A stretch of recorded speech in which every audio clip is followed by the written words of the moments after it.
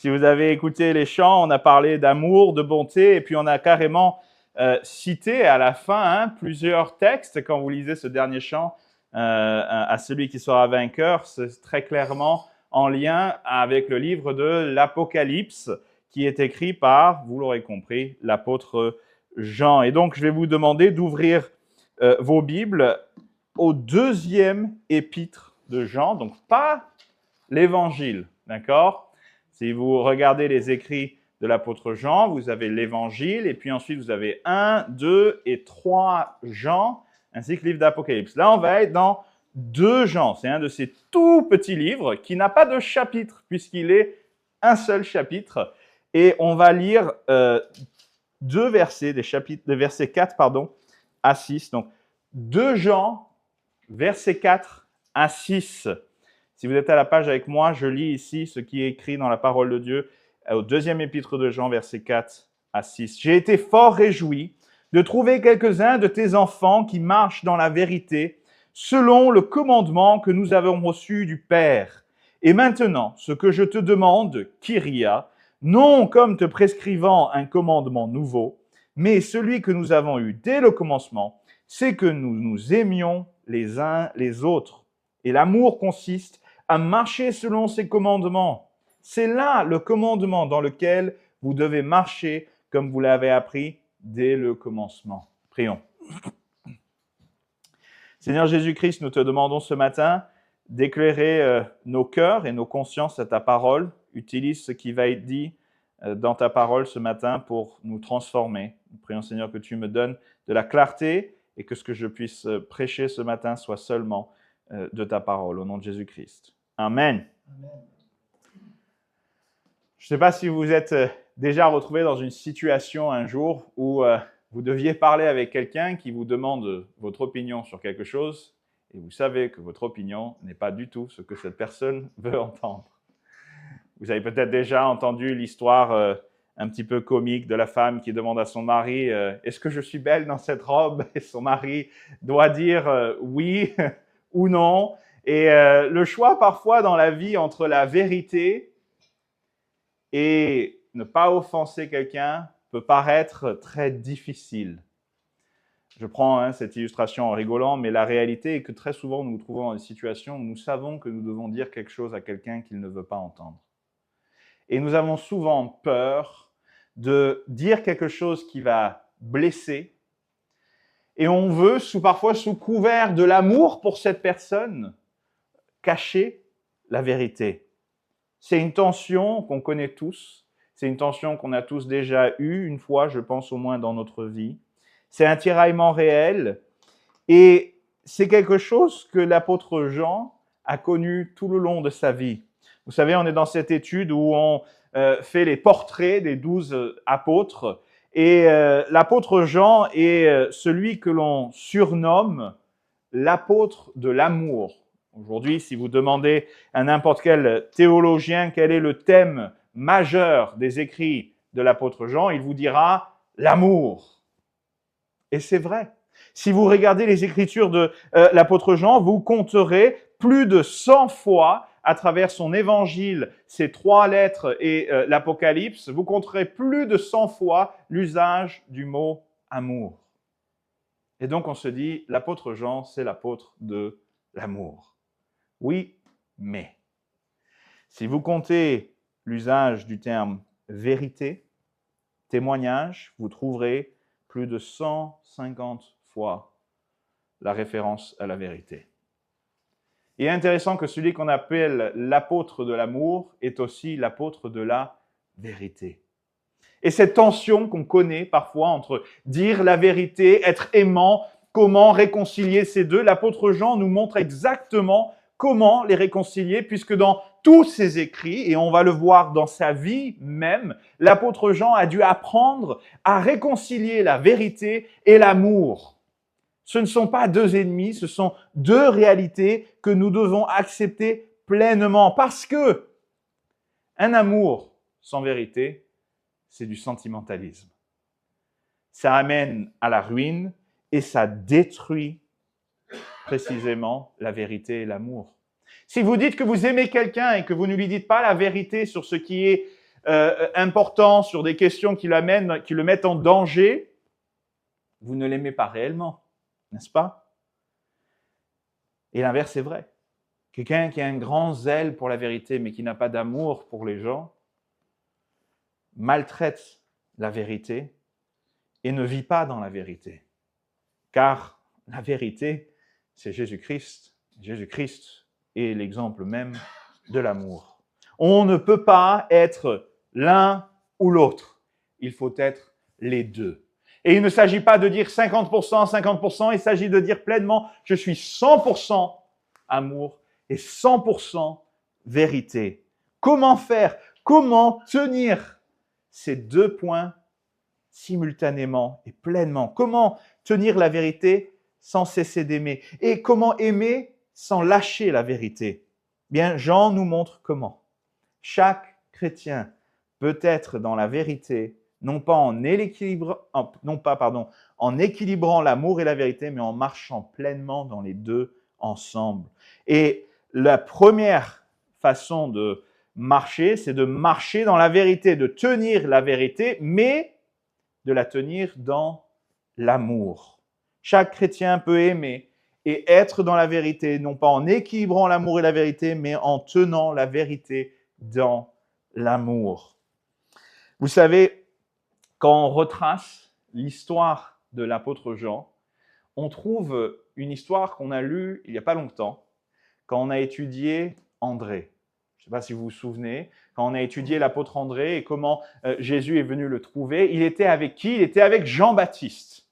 Et on retrouvait ce récit dans 1 Jean, où justement Jean-Baptiste avait 2 disciples qui étaient avec lui et il pointe à Jésus-Christ et dit « Voici l'agneau de Dieu ». Et on sait que l'un de ces deux disciples, c'est André, puisqu'on l'a vu il y a 2 semaines. Mais vous allez voir que l'autre disciple, c'est l'apôtre Jean. Et voilà ce qui est dit dans 1 Jean 35 à 40. Le lendemain, Jean était encore là, avec 2 de ses disciples, ayant regardé Jésus qui passait, il dit « Voilà l'agneau de Dieu ».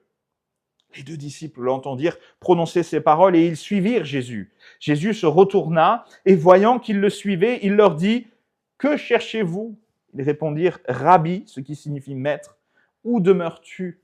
« Venez, leur dit-il, et voyez. » Ils allèrent et ils virent où il demeurait et ils restèrent auprès de lui ce jour-là. C'était environ la 10e heure.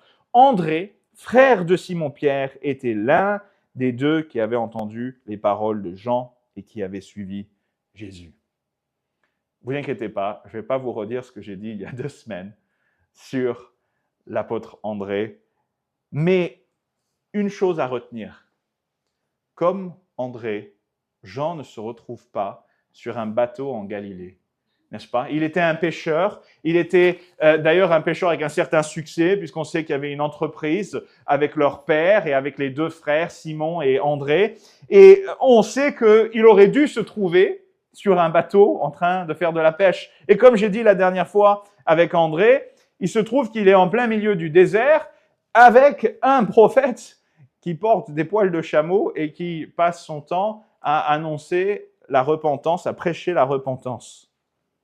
Pour un pécheur, être dans le désert, ce n'est pas l'idéal. Pourquoi est-ce que Jean se trouve là? Eh bien, comme avec André, il se retrouve à cet endroit parce qu'il aime la vérité. André cherchait la vérité et Jean est quelqu'un qui aime la vérité. Et lorsqu'il doit quitter son maître, lorsque Jean pointe à Jésus-Christ, Jean, comme André, n'hésite pas, il quitte son maître pour suivre la vérité. Et c'est la question que je veux vous poser ce matin. Est-ce que vous êtes prêt à suivre la vérité là où elle vous mènera? Vous avez beaucoup de gens aujourd'hui qui parlent de la vérité. Certains disent ta vérité au lieu de dire la vérité. Mais je veux vous poser la question, est-ce que vous êtes prêt à payer le prix de suivre la vérité? Est-ce que vous êtes prêt à suivre Jésus-Christ? Jean, lui, il n'y avait pas de doute dans son esprit. Il allait suivre la vérité. Il était complètement obnubilé par cet amour de la vérité. Et c'est intéressant que ce récit où on rencontre Jean et André, qui pour la première fois se mettent à suivre Jésus, il se trouve dans Jean chapitre 1. Et quand vous lisez Jean chapitre 1, vous arrivez à la fin avec ce récit, mais si vous lisez le début de Jean chapitre 1, j'espère ici que vous connaissez plus ou moins le premier chapitre de l'évangile de Jean, puisque c'est un chapitre qui est magnifique, qui parle de Jésus-Christ, qui parle de sa divinité et qui dit ceci dans les versets 6 à 16. Il y eut un homme envoyé de Dieu, son nom était Jean. Il vint pour servir de témoin, pour rendre témoignage à la lumière, afin que tous croient par lui. Il n'était pas la lumière, mais il parut pour rendre témoignage à la lumière. Cette lumière était la véritable lumière, qui en venant dans le monde éclaire tout homme. Elle était dans le monde et le monde a été fait par elle et le monde ne l'a point connue. Elle est venue chez les siens et les siens ne l'ont point reçue. Mais à tous ceux qui l'ont reçue, à ceux qui croient en son nom, elle a donné le pouvoir de devenir enfants de Dieu, lesquels sont nés non du sang, ni de la volonté de la chair, ni de la volonté de l'homme, mais de Dieu. Et la parole a été faite chair, et elle a habité parmi nous pleine de grâce et de vérité. Et nous avons contemplé sa gloire, une gloire comme la gloire du Fils unique venu du Père. Amen. Quand Jean raconte sa rencontre avec Jésus-Christ, il dit « J'étais en train de suivre un homme qui s'appelait Jean-Baptiste. Et cet homme n'était pas la lumière, il était un témoin qui me pointait vers la lumière. Et quand j'ai trouvé la lumière, j'ai suivi la lumière. Cette lumière que les hommes ont rejetée. Cette lumière qui est la véritable lumière. » Mes amis, il n'y a aucun autre moyen de salut sur cette terre que de croire en Jésus-Christ. Il est la lumière. Et l'usage du mot lumière, d'ailleurs, est très intéressant. Parce que c'est un mot que vous retrouvez à travers tous les écrits de l'apôtre Jean. Jean aimait beaucoup parler de lumière. Pourquoi? Parce que ça colle avec sa passion et son amour pour la vérité. Vous savez, en français, on a des expressions qui retranscrivent un peu cette idée. On dit on va faire toute la lumière sur cette affaire. N'est-ce pas?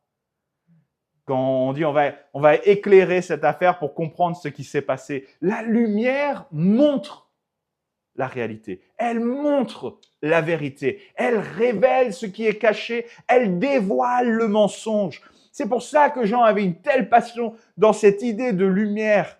Et il dit que cette lumière est véritable. Elle est pleine de vérité. Et cette lumière n'est autre que Jésus-Christ. La seule vérité est Jésus-Christ. Jean, dans Jean chapitre 3, versets 14 à 21, rapporte les paroles de Jésus-Christ. Vous savez, Jean, il n'a pas inventé cette notion de lumière, c'est pas sorti de lui, et c'est sorti de Jésus-Christ, qui, dans un dialogue avec Nicodème, au passage, c'est très intéressant que ce dialogue que Jésus-Christ a avec Nicodème se passe de nuit. Nicodème était un chef religieux qui, par crainte des autres chefs religieux, va discuter avec Jésus sous couvert de la nuit. Et Jésus va lui parler de lumière. Et Jean retranscrit ici ce qui est dit, je vous lis une portion de ce dialogue, versets 14 à 21. « Et comme Moïse éleva le serpent dans le désert, il faut de même que le Fils de l'homme soit élevé, afin que quiconque croit en lui ait la vie éternelle. Car Dieu a tant aimé le monde qu'il a donné son Fils unique, afin que quiconque croit en lui ne périsse point, mais qu'il ait la vie éternelle. » Dieu, en effet, n'a pas envoyé son Fils dans le monde pour qu'il juge le monde, mais pour que le monde soit sauvé par lui. Celui qui croit en lui n'est point jugé. Mais celui qui ne croit pas est déjà jugé, parce qu'il n'a pas cru au nom du Fils unique de Dieu. Et ce jugement est, écoutez bien ce que Jésus dit, que la lumière étant venue dans le monde, les hommes ont préféré les ténèbres à la lumière, parce que leurs œuvres étaient mauvaises. Car quiconque fait le mal est la lumière, et ne vient point à la lumière, de peur que ses œuvres ne soient dévoilées. Mais celui qui agit selon la vérité vient à la lumière, afin que ses œuvres soient manifestées parce qu'elles sont faites en Dieu. Je veux faire une petite note. Jean n'est pas venu à Jésus parce que Jean était un homme meilleur que les autres. Ce qui est en train d'être dit ici, ce n'est pas qu'il y a des gens qui font le mal et les gens qui font le bien, et ceux qui font le bien viennent à Jésus, et ceux qui font le mal fuient Jésus. On est tous ceux qui font le mal. Ce que Jean dit par contre, c'est que la lumière éclaire tous les hommes. Dans Jean chapitre 1, verset 9, elle éclaire tout homme. Personne ne voit pas la lumière de Jésus-Christ. La lumière éclaire tous les hommes. Mais il y a ceux qui se repentent. Et écoutez bien ce qu'il dit. Il dit que les œuvres, mais celui qui agit selon la vérité vient à la lumière afin que ses œuvres soient manifestées parce qu'elles sont faites en qui? En Dieu, pas dans sa propre bonté. Ce que Jésus était en train de dire, c'est que ceux qui viennent à moi sont ceux que Dieu œuvre dans leur cœur. Et Dieu œuvre dans le cœur de tous. La lumière éclaire tout le monde. Mais il y a ceux qui se repentent, qui acceptent, et il y a ceux qui fuient. Qu'est-ce que Jean a dit ici? Qu'est-ce que Jésus a dit? Ils fuient la lumière. Ils ont rejeté la lumière. Ils ne sont pas venus à la lumière. Ils sont restés dans les ténèbres parce qu'ils aiment les ténèbres, parce qu'ils peuvent se cacher dans les ténèbres. Mes amis, c'est ça la réalité du monde. C'est qu'il y a ceux qui sont venus au Seigneur parce qu'à un moment donné dans leur vie, ils se sont rendus compte qu'ils avaient besoin de la lumière. Ils ont vu la lumière et ils l'ont acceptée, ils n'ont pas rejeté. Il y a ceux qui s'endurcissent, qui s'entêtent et qui continuent dans leur péché. Mes amis, si vous avez mis votre foi en Jésus-Christ, vous êtes de ceux qui ont accepté la lumière.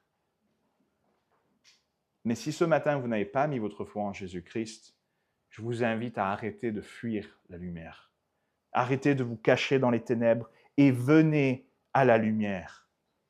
Pour nous qui sommes des chrétiens, on a accepté cette lumière, elle est dans notre vie. Alors je peux vous poser une question, est-ce que vous vous repentez quand la lumière met le doigt sur un péché dans votre vie?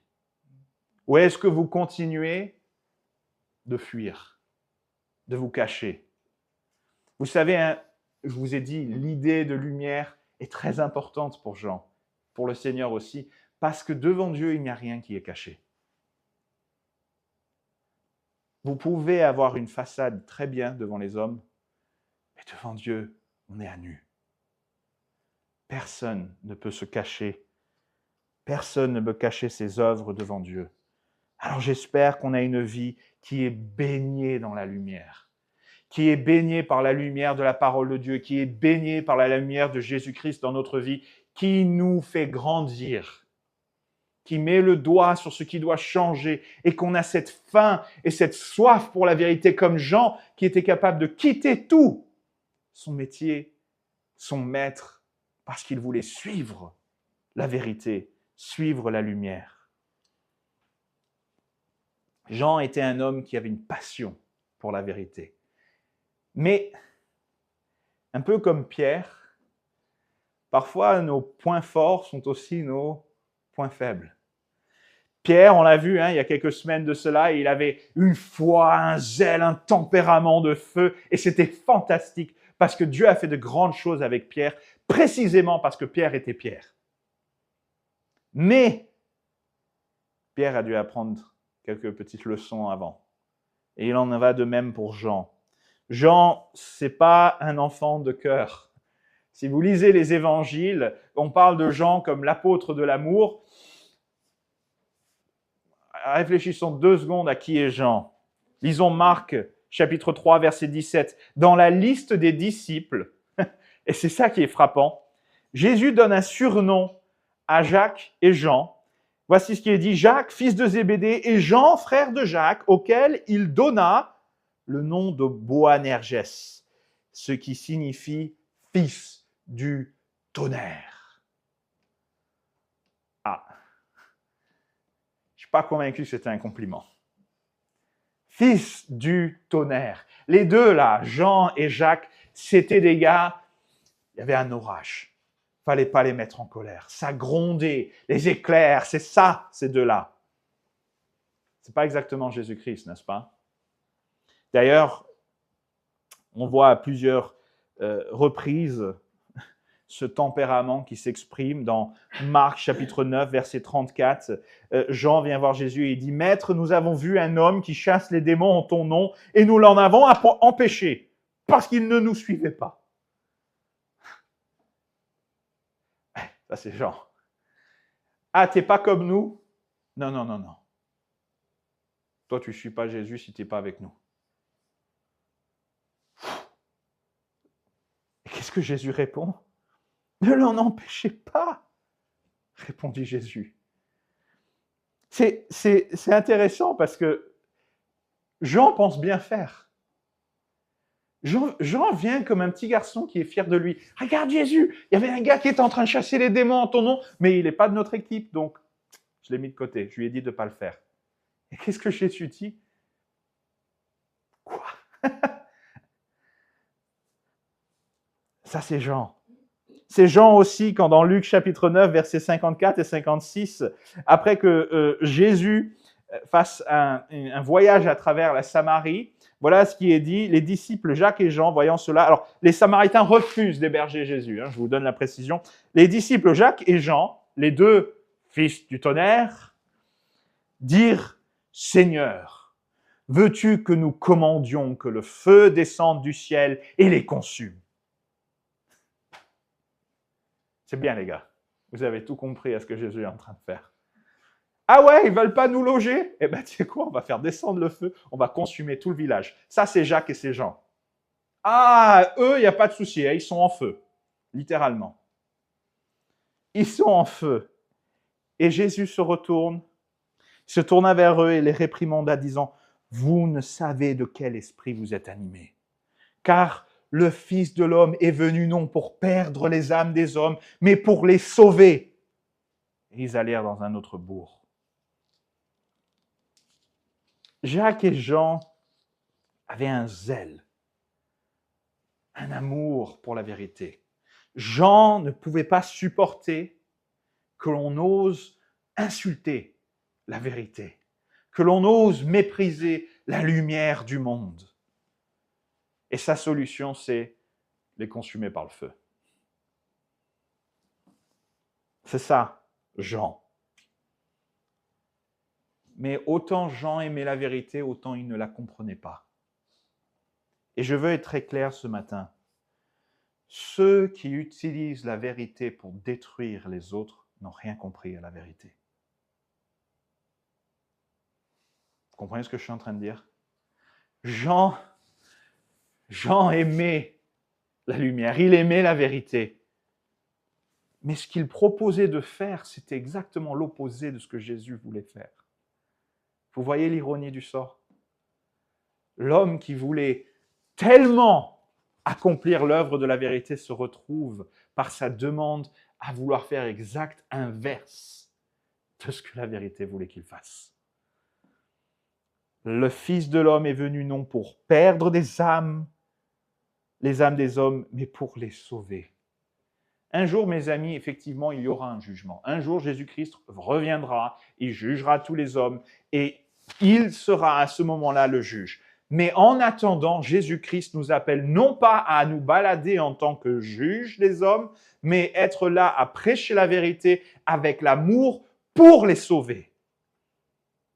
Notre but, ça n'est pas de gagner le débat, ça n'est pas de détruire la personne en face, ça n'est pas de sortir en disant « Regardez comment je l'ai battu ». Jésus vous regarderait et vous dirait « Tu ne sais pas de quel esprit tu es animé ». De se balader en sortant et en démoralisant et détruisant les gens. Il faut leur dire la vérité. Attention, ne me faites pas dire ce que je n'ai pas dit. Il faut leur dire la vérité, il faut dire ce qui est le péché, il faut dire la réalité de la condamnation éternelle qui attend les gens. On n'est pas là à raconter un évangile où personne ne pêche, où tout le monde est gentil, où il n'y a pas de mauvaise fin et que tout le monde va aller au paradis. C'est pas ça qu'on raconte. Mais on n'est pas là dans le but de détruire les gens et dans le but de gagner les gens. Jean 3, 17, Dieu en effet n'a pas envoyé son Fils dans le monde pour qu'il juge le monde, mais pour que le monde soit sauvé par lui. Il y a un jour où le Fils va venir juger le monde, mais c'est pas maintenant. Et au passage, c'est pas nous qui allons juger le monde, c'est lui. On n'est pas ceux qui condamnent les hommes, c'est Dieu qui condamne les hommes. Nous condamnons le péché, nous condamnons la fausse doctrine, le mensonge. Nous exposons les choses à la vérité. Mais nous ne détruisons pas les gens. Prenons garde que l'on ne soit pas nous-mêmes des fils du tonnerre. Jean 17, 46 à 47, je suis venu comme une lumière dans le monde. Oh, tiens, encore la même image. Afin que quiconque croit en moi ne demeure pas dans les ténèbres. Si quelqu'un entend mes paroles et ne les garde point, ce n'est pas moi qui le juge, car je suis venu non pour juger le monde, mais pour sauver le monde. Voilà le diagnostic, mes frères. Vous savez, c'est un péché qui est très facile de commettre, n'est-ce pas? Quand on est zélé pour la parole de Dieu, quand on est zélé pour Jésus-Christ, quand on est zélé pour la vérité, il est facile de devenir un fils du tonnerre. Il est facile de condamner l'autre, de prononcer l'anathème. Il y a des fois où il faut prononcer l'anathème, comprenez-moi bien. Mais je crois que la réalité est que bien souvent, on a plus un désir de prouver qu'on a raison, un désir de démolir l'autre, que de l'aimer et de le servir. Ne maltraitez pas la vérité et la lumière en faisant un outil pour vous glorifier vous-même. Faites-en un outil pour servir et pour aimer les gens autour de vous. Et ça nous amène à notre texte.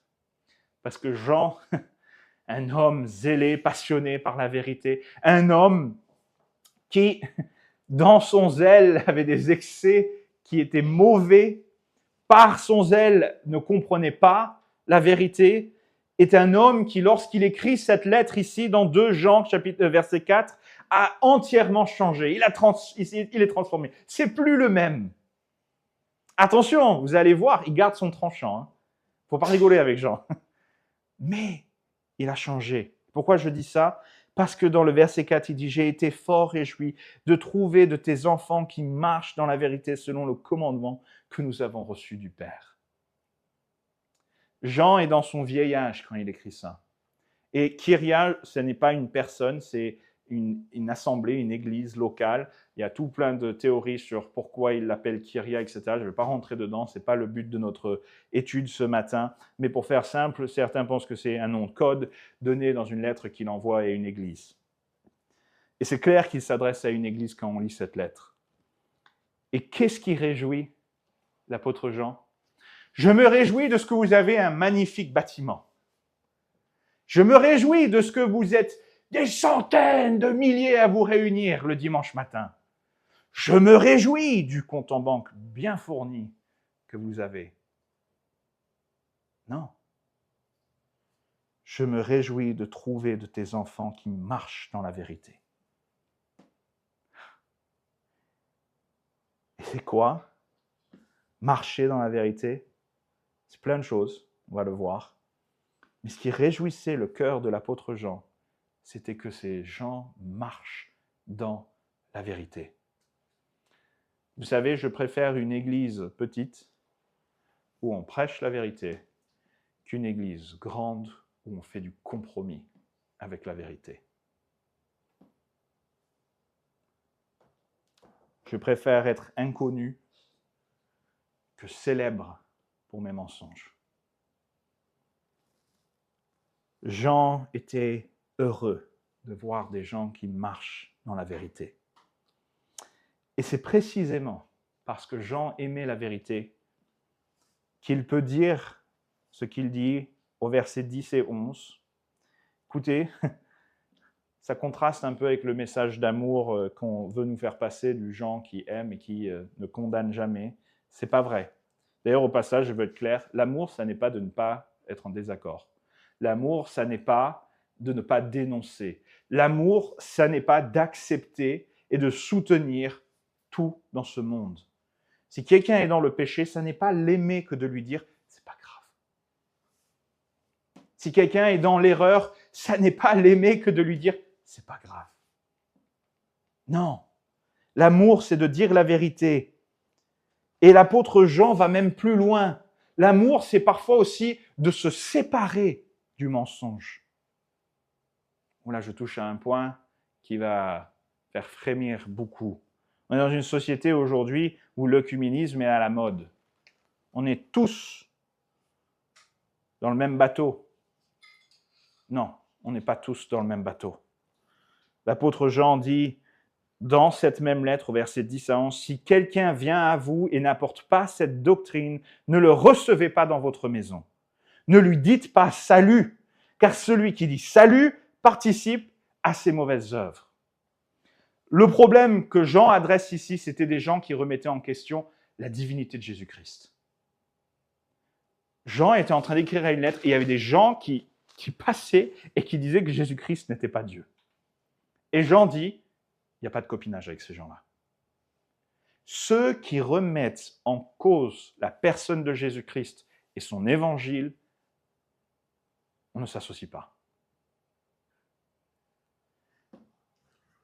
J'ai été invité, quand je suis arrivé ici, à faire partie d'une pastorale œcuménique. J'ai refusé. Ce n'est pas une grande surprise.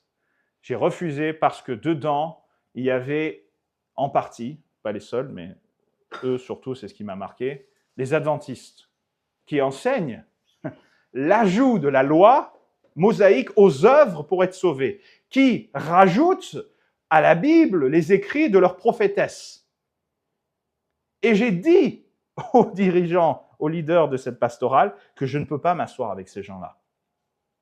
Que je ne m'assierai jamais avec ces gens-là. Quand quelqu'un combat l'évangile de la grâce de Jésus-Christ qui est mort sur la croix pour nos péchés, Jésus-Christ, Dieu fait homme, qui s'est crucifié pour nous et qui est ressuscité, afin que nous puissions être sauvés par la foi, quelqu'un qui contrevient à cela, je ne m'associerai jamais avec eux. C'est clair. Et nous ne devrions pas non plus. Mais, dans cette discussion avec ce monsieur, je lui ai aussi dit, il y a parmi vous des églises avec lesquelles j'ai des désaccords doctrinaux, mais avec lesquelles je peux dire ce sont des frères et sœurs en Christ. Je ne vais pas prendre part à cette pastorale parce que je ne veux pas prétendre que les distinctions que nous avons sont sans importance, parce qu'elles le sont. Mais je suis capable de dire que mes frères et sœurs dans d'autres églises évangéliques de la ville sont des frères et sœurs en Christ parce qu'ils ont mis leur foi en Jésus-Christ. Est-ce qu'ils ont raison? Si je suis là, c'est que je pense que non. Mais ce n'est pas pour autant que je prononce l'anathème. Ce n'est pas pour autant que je ne veux pas qu'ils réussissent. Je me réjouis que des âmes viennent au Seigneur dans d'autres églises. Mais je ne serai pas hypocrite pour m'asseoir et prétendre que tout est bien. L'apôtre Jean avait un amour pour la vérité. Et j'espère qu'on a cet amour pour la vérité. Vous savez, il n'y a pas deux vérités. Il n'y en a qu'une seule. Il n'y a pas deux doctrines. Il n'y en a qu'une seule. Donc, soit on a raison, soit on a tort. Il n'y a pas d'entre-deux. Et on ne peut pas dire, c'est ta vérité et c'est ma vérité. Ça n'existe pas. Ça, c'est absurde. Il n'y a pas deux vérités. Il n'y en a qu'une seule. Je ferme la parenthèse. L'apôtre Jean était attaché à la vérité. Mais ça n'en faisait pas quelqu'un qui détruisait, démolissait les gens en fin de vie. Au début, il était comme ça. Mais à la fin, il a changé. Pour autant, il n'a pas perdu son tranchant. 1 Jean 1, 5 à 10 La nouvelle que nous avons apprise de lui et que nous vous annonçons, c'est que Dieu est lumière et il n'y a point en lui de ténèbres. Merci d'ailleurs à Jean-Paul d'avoir lu tout à l'heure le texte.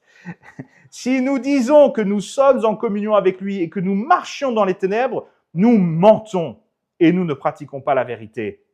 Mais si nous marchons dans la lumière, comme il est lui-même dans la lumière, nous sommes mutuellement en communion. Et le sang de Jésus, son Fils, nous purifie de tout péché. Si nous disons que nous n'avons pas de péché, nous nous séduisons nous-mêmes et la vérité n'est point en nous. Si nous confessons nos péchés, il est fidèle et juste pour nous les pardonner et pour nous purifier de toute iniquité. Si nous disons que nous n'avons pas de péché, nous le faisons menteur et sa parole n'est point en nous. Encore une fois, qu'est-ce que Jean dit? Il dit, ceux qui disent qu'ils n'ont pas de péché sont des menteurs. C'est pour ça que quand les gens me disent, moi je suis une bonne personne, je leur dis,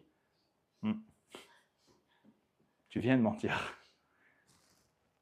Tu peux penser que tu es une bonne personne. Personne n'est bon.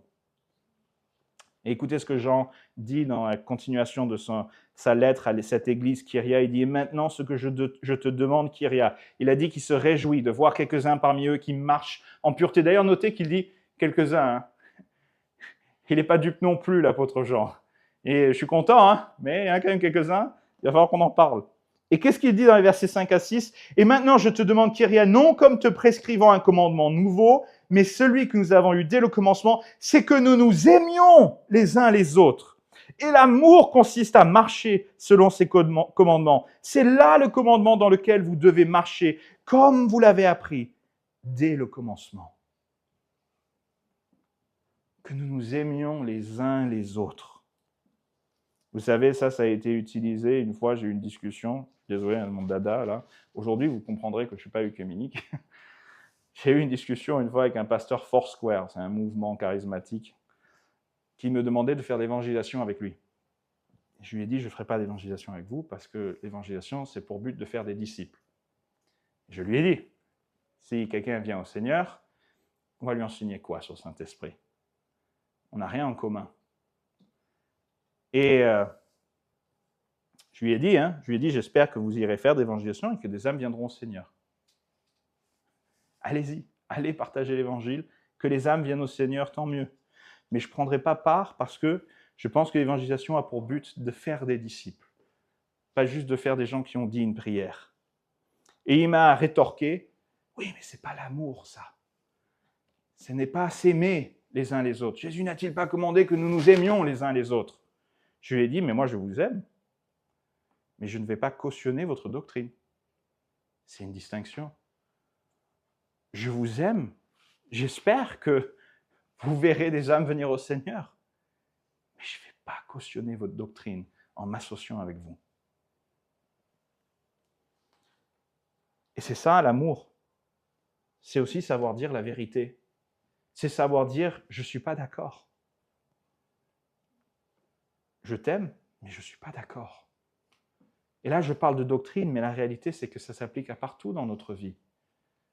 Combien de fois est-ce que vous aurez des fois dans votre vie où quelqu'un vous demandera d'approuver quelque chose qui est contraire à la parole de Dieu? Et vous devrez faire un choix, vous devrez dire, je t'aime, mais je ne suis pas d'accord. Et je ne peux pas participer avec toi dans ce péché en cautionnant ce que tu fais. Notez aussi que l'apôtre Jean dit que l'amour consiste à marcher selon ses commandements. Là encore, ça change un petit peu du discours qu'on entend sur l'amour. Des fois, j'ai l'impression que l'amour, c'est on doit tout accepter, on doit fermer les yeux sur tout et on doit marcher main dans la main et se faire des bisous et des câlins. Non. L'amour, c'est marcher dans ses commandements. Si vous aimez Jésus-Christ, ça doit se voir dans votre vie. Vous devez vivre d'une façon que l'on distingue que vous marchez selon ses commandements et pas selon vos envies. Et d'ailleurs, mes amis, ce n'est pas que Jean qui dit ça, c'est Jésus-Christ lui-même qui dit ça dans Jean chapitre 15, verset 10. « Si vous gardez mes commandements, vous demeurez dans mon amour. De même que j'ai gardé les commandements de mon Père et que je demeure dans son amour. » Est-ce que vous êtes obéissant à Jésus?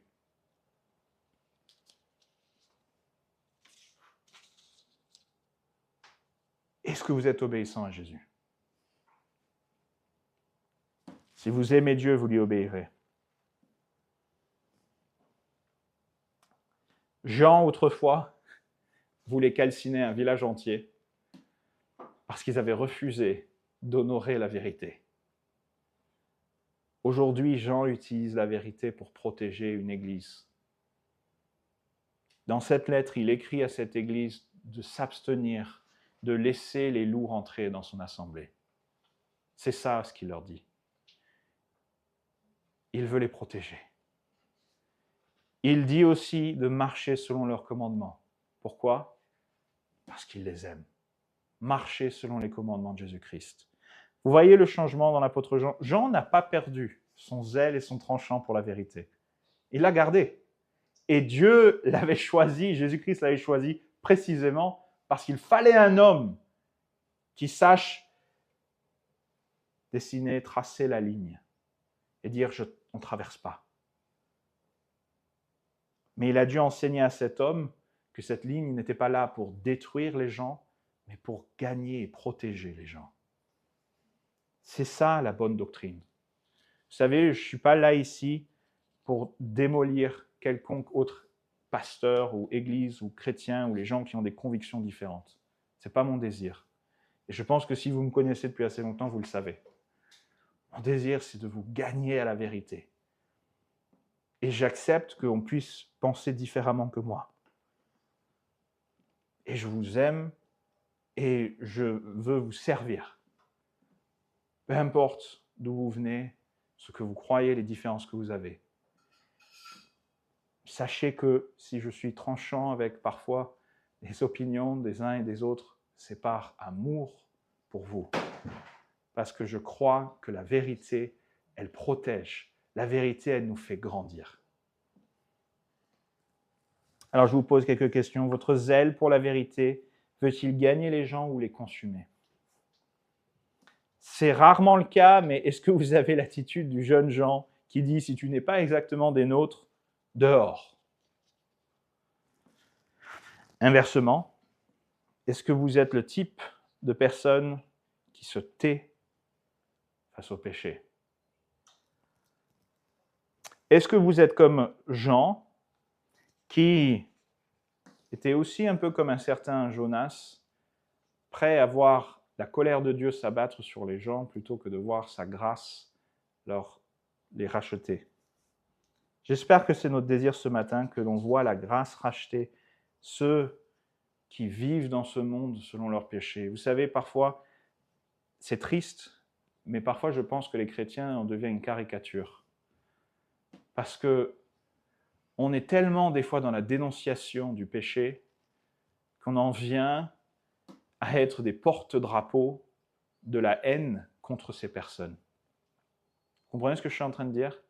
Il y a une distinction entre dire « ça c'est du péché », on n'accepte pas ça. Et parfois on traverse la rivière pour tomber dans la haine de ces personnes. Ça n'est pas acceptable. On n'est pas là pour haïr le pécheur. On est là pour haïr le péché. Nous devons détester le péché et aimer ces gens, en sachant qu'ils sont coupables devant Dieu, mais que le même Dieu qui nous a sauvés, nous, veut les sauver et les aime. Et si Dieu aime les pécheurs, qui sommes-nous pour ne pas les aimer? Je continue, parce que Jean, ici on le voit, marche dans la vérité, rectiligne, la droiture, mais avec amour. Et je veux noter notre deuxième point, c'est justement que chaque chrétien peut aimer et être dans la vérité, non pas en équilibrant l'amour et la vérité, mais en aimant dans la vérité. Je sais que c'est la face pile, si vous voulez, de la pièce qu'on vient de voir. Ça va l'un dans l'autre. Mais ce qui me frappe avec l'apôtre Jean, c'est la conscience aiguë qu'il avait de l'amour de Jésus-Christ pour lui. Si vous ouvrez l'évangile de Jean, vous savez combien de fois vous verrez son nom apparaître? Combien de fois est-ce que vous verrez Jean, fils de Zébédée, dans l'évangile de Jean? Combien de fois est-ce que vous verrez moi, Jean? Vous ne le verrez pas. Ce que vous verrez par contre, c'est celui que Jésus aimait. Jean 13, 23, un des disciples, celui que Jésus aimait, était couché sur le sein de Jésus.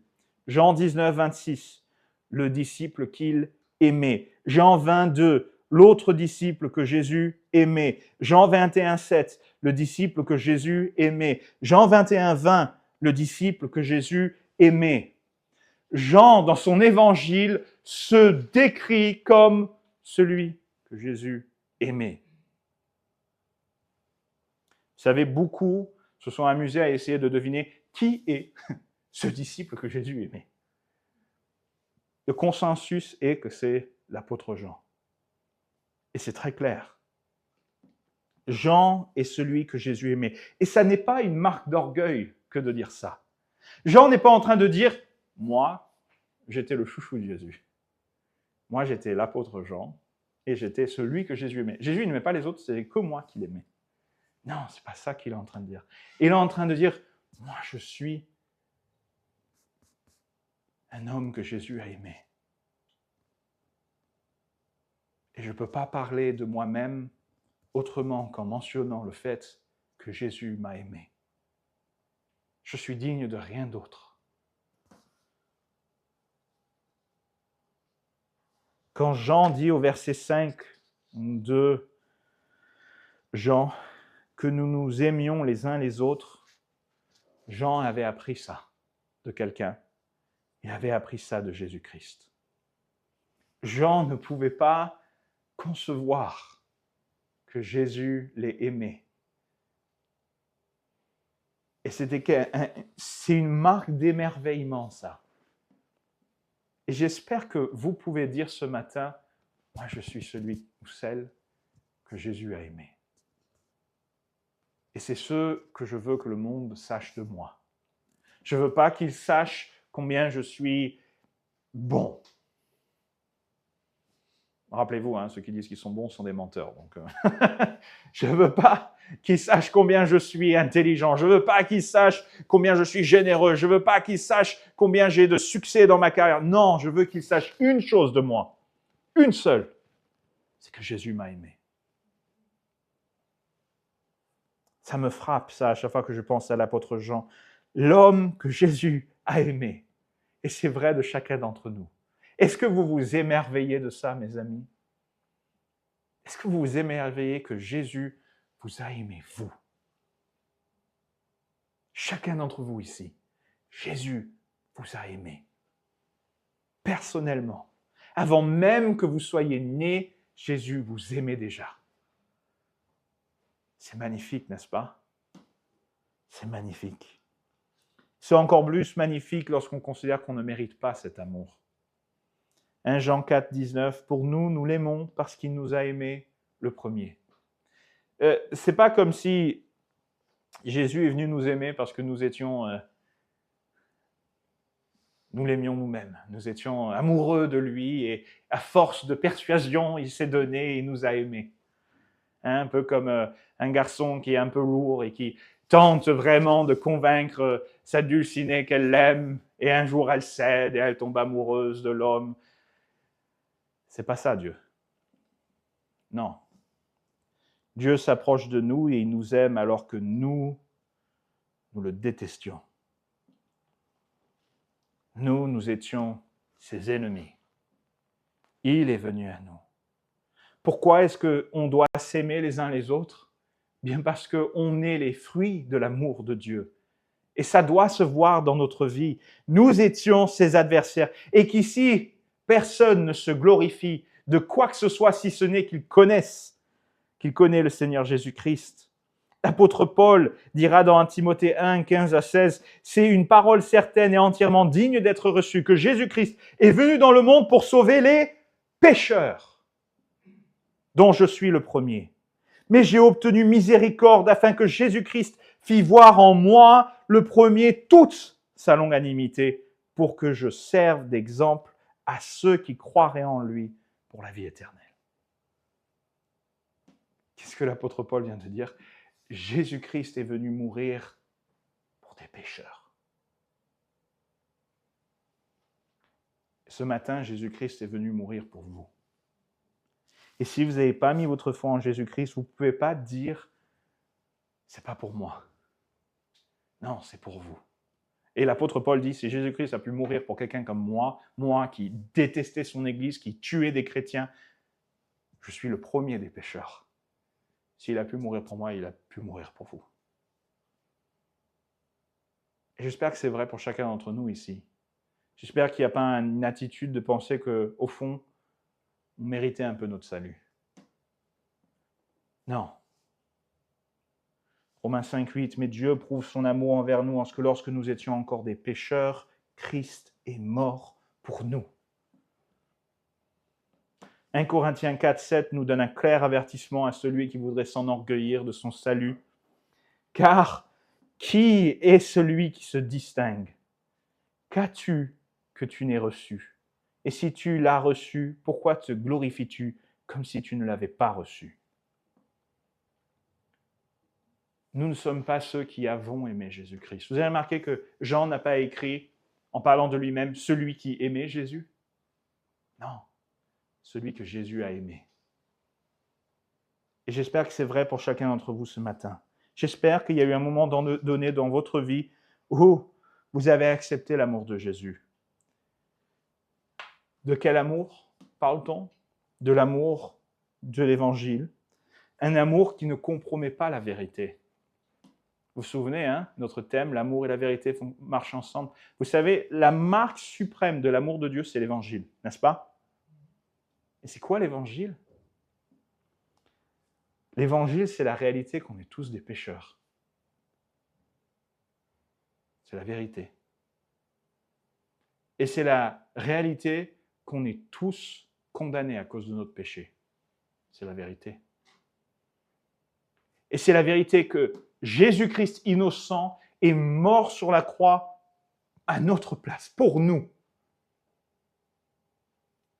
Nous sommes les coupables. C'est nous qui avons mis Jésus sur la croix. Ne blâmons pas les Romains et les Juifs, c'est notre péché qu'il a mis sur cette croix. Nous sommes coupables. C'est la vérité de l'Évangile. Mais c'est ça qui est magnifique. C'est que parce que cette vérité est là, son sacrifice est encore plus grand, est encore plus beau, montre encore plus l'amour de Dieu parce que cette vérité est établie.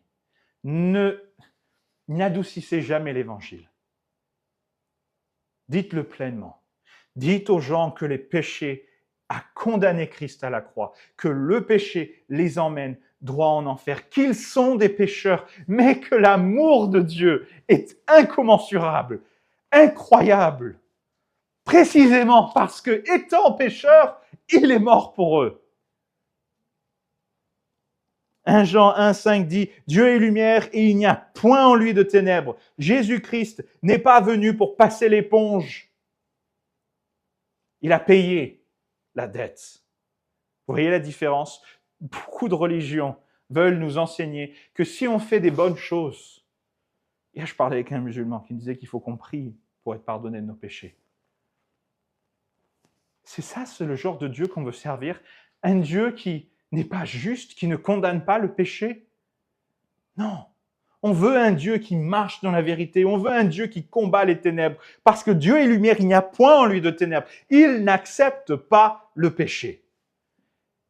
Et précisément parce qu'il n'accepte pas le péché, il s'est fait péché pour nous. Quel amour! Jean 3, 36 dit « Celui qui croit au Fils a la vie éternelle. Celui qui ne croit pas au Fils ne verra point la vie, mais la colère de Dieu demeure sur lui. » On aime bien citer Jean 3, 16, un peu moins Jean 3, 36, n'est-ce pas? Et pourtant, ce sont les paroles de Jésus-Christ. L'Évangile, 1 Jean 4, 10, et cet amour consiste non point en ce que nous avons aimé Dieu, mais en ce qui nous a aimés et a envoyé son Fils comme victime expiatoire pour nos péchés. Ce que Jean dit ici, c'est précisément ce qu'on est en train de dire depuis le début. Il dit la vérité. Il est la victime expiatoire pour les péchés de qui? De vous et moi. C'est à cause de vous et de moi que Jésus-Christ s'est retrouvé sur une croix. C'est ça l'évangile. 1 Jean 3,16 A, c'est pas Jean 3,16, c'est 1 Jean 3,16. Nous avons connu l'amour en ce qu'il a donné sa vie pour nous. Il a donné sa vie pour nous. C'est ça son amour. Jean 3,16, vous connaissez tous par cœur, j'espère, car Dieu a tant aimé le monde qu'il a donné son Fils unique, afin que quiconque croit en lui ne périsse point, mais qu'il ait la vie éternelle. Et l'apôtre Paul dira dans Romains 5,10, « Lorsque nous étions ennemis, nous avons été réconciliés avec Dieu par la mort de son Fils. » Et Galates 2,20, « J'ai été crucifié avec Christ, et si je vis, ce n'est plus moi qui vis, c'est Christ qui vit en moi. Et si je vis maintenant dans la chair, je vis dans la foi au Fils de Dieu qui m'a aimé et qui s'est livré lui-même pour moi. » C'est ça l'évangile. On est des pécheurs. Et tous les gens que nous rencontrons sont des pécheurs. Et le seul moyen de salut, c'est l'amour de Dieu. En dénonçant ce péché à la croix, en crucifiant ce péché à la croix. Et pour que quelqu'un vienne au Seigneur, il faut qu'il se sache perdu. Il faut qu'il sache que c'est son péché qui a crucifié Jésus-Christ et qu'il peut être sauvé par la grâce de Dieu. C'est pourquoi on peut dire avec Paul dans Romains 19, « Si tu confesses de ta bouche le Seigneur Jésus et si tu crois dans ton cœur que Dieu l'a ressuscité des morts, tu seras sauvé. » Ça n'est pas en œuvrant, c'est en croyant. Et c'est seulement par son amour que nous sommes sauvés, pas par notre mérite. Cet amour, quand on l'a accepté, quand on a accepté l'Évangile, quand on a accepté l'amour de Jésus dans notre vie, ça doit déborder sur les autres. Ça ne peut pas rester caché. 1 Jean 4, 7 à 8 nous dit « Bien-aimés, aimons-nous les uns les autres, car l'amour est de Dieu, et quiconque aime est né de Dieu et connaît Dieu. Celui qui n'aime point n'a pas connu Dieu, car Dieu est amour. » Est-ce que vous aimez les frères et sœurs dans l'Église? C'est ce que Jean dit ici. Est-ce que nous nous aimons? Mais pas seulement les frères et sœurs dans l'Église, les gens du monde. Est-ce que nous les aimons? Ou est-ce qu'on est devenu indifférent? Parfois même rempli de colère. 1 Jean 3, 16 à 18, « À ceci, nous avons connu l'amour, c'est qu'il a donné sa vie pour nous. Nous aussi, nous devons donner notre vie pour les frères. » Vous êtes prêts à donner votre vie pour les gens ici? Pourtant, c'est l'amour auquel Jésus nous appelle. « Si quelqu'un possède les biens du monde et que voyant son frère dans le besoin, il lui ferme ses entrailles, comment l'amour de Dieu demeure-t-il en lui? Petits enfants, n'aimons pas en parole et avec la langue, mais en action et avec vérité. » Il y a plein de gens dans ce monde qui ont des besoins. Et on peut parler de l'amour autant qu'on veut, mais si on ne fait rien, on aime en parole et avec la langue, mais on n'aime pas en action et en vérité. L'amour que Christ nous a donné est un amour qui doit impacter les gens autour de nous. Ce n'est pas un amour qui est écrit sur un bout de papier, c'est un amour qui se vit. C'est un amour qui nous change. C'est un amour que les autres doivent voir et doivent connaître. C'est un amour qui doit déborder. C'est pour ça d'ailleurs que Jean dit dans le texte que le commandement qu'il donne, il n'est pas nouveau. Hein? Jean dit, ce n'est pas un nouveau commandement que je vous donne quelque chose que vous savez déjà. Et c'est quoi? C'est l'amour que vous avez connu qui vous a amené à Jésus-Christ. C'est pour ça que le commandement n'est pas nouveau. Parce que dès le commencement de votre marche avec Jésus-Christ, avec Jésus-Christ, elle est marquée par l'amour. C'est ça l'amour, en action et en vérité. 1 Jean 4,20, si quelqu'un dit « j'aime Dieu » et qu'il haïsse son frère, c'est un menteur. Car celui qui n'aime pas son frère qu'il voit, comment peut-il aimer Dieu qu'il ne voit pas? L'amour et la vérité se retrouvent dans cette petite phrase ici, dans 1 Jean 4.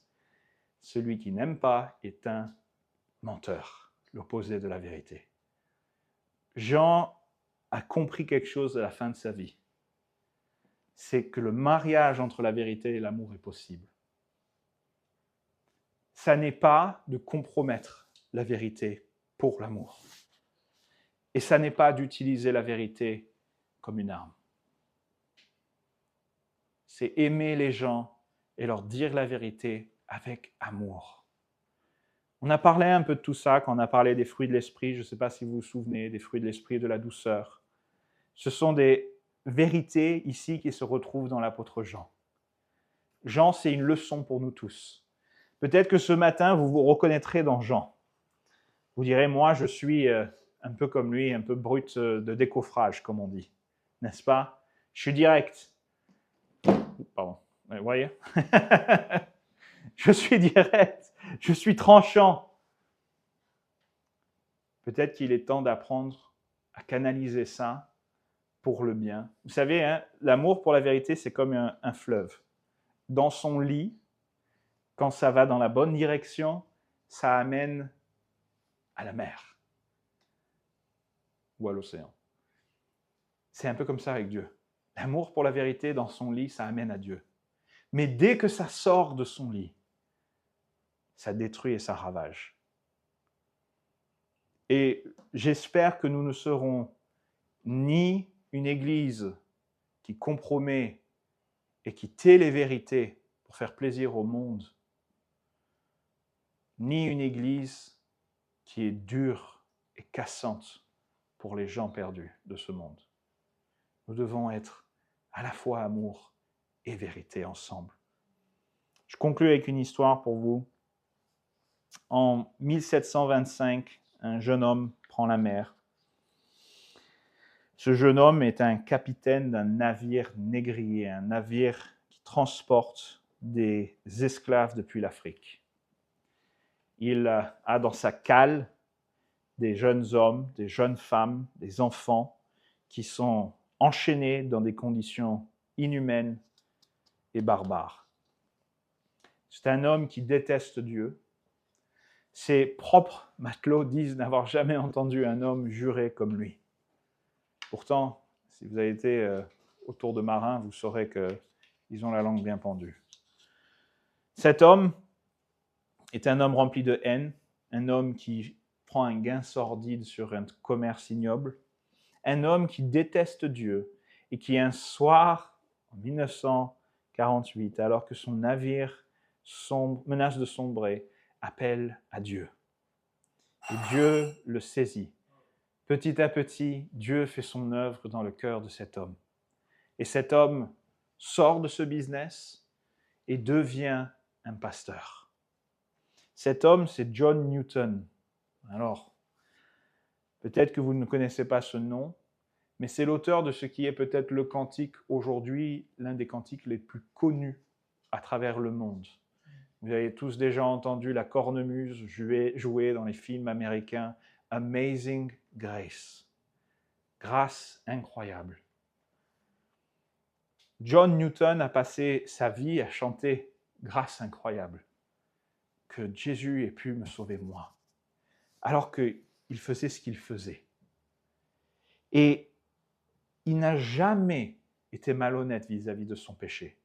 Il n'a jamais atténué la gravité de ce qu'il faisait. Il a confessé pleinement l'iniquité de ses actes et il s'est repenti et il a passé sa vie à chanter la grâce de Dieu et à combattre l'esclavage. Il écrira dans une lettre ouverte dans les journaux, voilà ce qu'il dit de lui-même. Il dit qu'il avait été un instrument actif d'un commerce devant lequel son cœur frémissait désormais. Il a confessé sur les journaux en noir et blanc qu'il avait été un homme qui participait à un commerce dont son cœur frémissait désormais. Mais, dans son vieil âge, voici ce qu'il a dit. Ma mémoire s'en va, mais je me souviens de 2 choses, que je suis un grand pécheur et que Christ est un grand sauveur. Toute sa vie, il a combattu, il a soutenu un homme qui s'appelait William Wilberforce, qui amènera à l'abolition de l'esclavage dans l'Empire anglais. Cet homme qui avait été un instrument de cruauté et de haine, par la grâce de Dieu, a été transformé. Mais il n'a jamais renié la vérité de son état de pécheur. Et il a passé sa vie à proclamer la grâce et l'amour de Dieu. Ce matin, je vais vous poser quelques questions. 1. Aimez-vous la vérité de Dieu assez pour quitter votre confort et la suivre là où elle vous mènera? 2. Votre zèle pour la vérité cherche-t-il à gagner le débat ou à gagner le cœur? 3. Êtes-vous méprisant et dur avec vos frères et sœurs en Christ qui n'ont pas les mêmes convictions que vous? 4. Ou à l'inverse, vous taisez-vous devant l'erreur en appelant ça de l'amour? 5. Savez-vous ce matin que vous êtes celui que Jésus a aimé? 6. L'amour que vous avez reçu de Christ déborde-t-il sur les autres ou s'arrête-t-il à vous? 7. Aimez-vous les frères en action et avec vérité ou seulement en parole et avec la langue? 8. Êtes-vous de ceux qui tiennent la vérité mais qui ont oublié d'aimer? Et 9. Ou êtes-vous de ceux qui aiment mais ont lâché la vérité? Et enfin, ce matin, je ne sais pas s'il y a parmi nous quelqu'un qui n'a pas mis sa foi en Jésus-Christ. Si vous n'avez pas mis votre foi en Jésus-Christ, je vous invite à recevoir ce matin cet amour qui a coûté le sang du Fils de Dieu, pour vous aussi devenir celui que Jésus a aimé. Confesserez-vous votre péché, votre besoin, et croirez-vous en celui qui vous a aimé et se donner pour vous à la croix? Prions. Seigneur Jésus-Christ, nous te remercions pour tout ce que tu as accompli pour nous à la croix. Nous te remercions pour la vérité que nous sommes des pécheurs. Et nous voulons reconnaître ce matin que nous sommes des pécheurs, mais que ton amour est plus grand. Et que tu aimes même tes ennemis, et que tu aimes même les pécheurs. Nous voulons te louer pour ton amour. Nous te demandons ce matin de nous aider à marcher plein de vérité et plein d'amour, en sachant dire la vérité avec le désir de voir l'autre gagner à toi. Aide-nous, Seigneur, à grandir dans le fruit de la douceur. Aide-nous à apprendre comme Jean a appris, à tenir ferme sur la vérité, mais aussi à savoir aimer les gens autour de nous. Nous te rendons grâce et nous te bénissons pour cette leçon que nous trouvons dans cet apôtre. Et nous te demandons de nous transformer comme tu as transformé l'apôtre Jean. Au nom de Jésus-Christ. Amen.